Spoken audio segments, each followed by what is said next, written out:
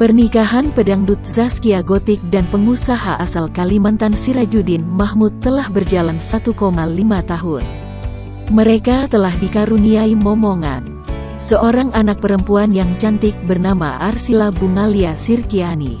Walau begitu, Zaskia Gotik yang menikahi seorang duda itu juga mempunyai anak sambung hasil pernikahan pertama Sirajuddin Mahmud dengan email PC dulu. Dia adalah Akila Ramadhani Sirajuddin, yang kini sudah beranjak jadi gadis. Tanpa Sirajuddin, terekam aktivitas Zaskia Gotik sedang berduaan dengan Akila. Ini perlakuan sebenarnya sang pedangdut pada anak sulung suaminya. Zaskia tampak menyayangi putri sambungnya seperti dia menyayangi putri kandungnya yang masih bayi. Gotik merekam Arsila yang tengah lahap menyantap ayam goreng kiriman dari presenter Ruben Onsu.